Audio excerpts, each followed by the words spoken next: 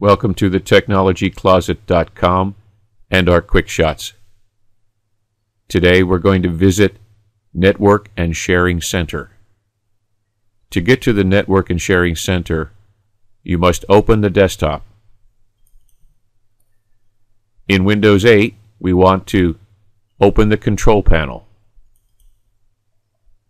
From the control panel, we want to select Network and Internet.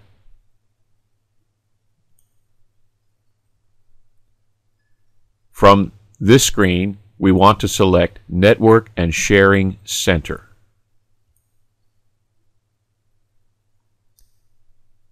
This is our current status. It shows the name of our network. It shows that we can join a home group if we have others on our network. And it shows in this particular case, it's an Ethernet connection. That means usually a physical cable. If there was a Wi-Fi connection or wireless internet connection, we would see the little wireless Wi-Fi symbol. On the left-hand side of the screen, we have Change Adapter Settings and Change Advanced Sharing Settings. We're going to jump to this one first, just to give you an overview. Click on Advanced Sharing Settings. Under the Advanced Settings Sharings, we have Private, Guest or Public, All Networks. If we hit the down chevron arrow in Private, we can see there are certain settings that we can change here. We're usually going to leave them at their default settings.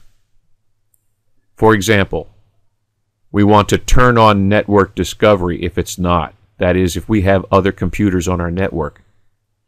We have to discover them, and then Windows has to automatically set up the network connection services or devices. So that's our basic default setting. If we're going to share a printer or folders or files, they must be turned on. And then we also must allow Windows to manage the home group connections.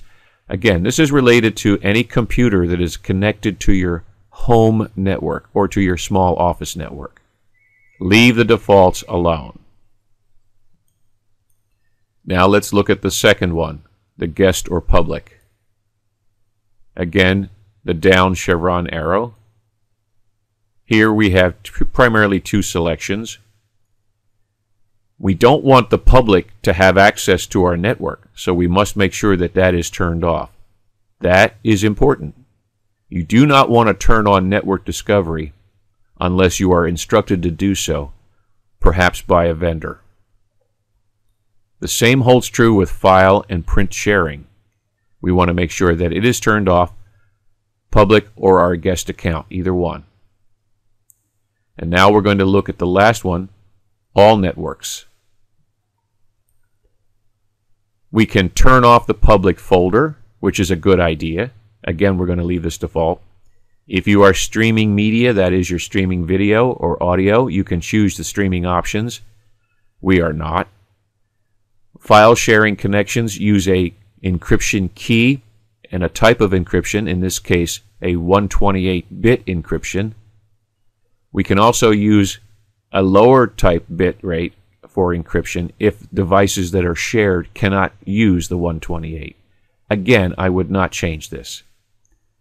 The only thing that I possibly might change to make your life easier if you have a home network would be to turn off the password protected sharing.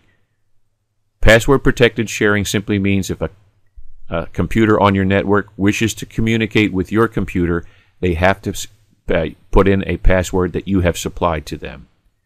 To make life easier for everyone else, if you just simply turn it off, there's no need for a password. Let's go back to our main screen and back to Change Adapter Settings. Be very careful here because if you make changes in the adapter, you can literally stop your system from working as far as network connection, including your internet. Let's click on that. It shows that we have an Ethernet connection. If we click on it, we can disable this device, diagnose the connection if there's a problem, rename it, view the status, and if we click on the double chevron, we can change the settings. This is the one that can get us in the most trouble. Let me just show you what that looks like. If I right mouse click on our internet connection or our Ethernet connection, I get those same menu selections. I'm going to select the one labeled Properties. One tab, Network. It shows the name and the company and the manufacturer and the MAC address of our network card in our computer. But primarily the one that's more that can get you in trouble is this Internet Protocol version 6 or 4. If your computer is working, do not touch any of these settings.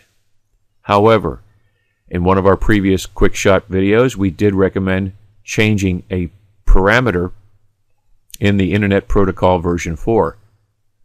If you wanted to go into that, you would just simply double click on that or single click and select Properties. As you can see, we have two tabs. Down below, I have modified mine using a known DNS server address, again discussed in that previous video, primarily as a security precaution.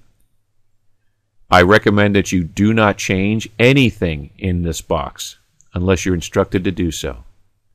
Let's cancel and cancel. We'll close this screen, and that's our network and sharing center. Well, that's this quick shot. Please visit the website at thetechnologycloset.com and hit the subscribe button to our YouTube channel. Until next time.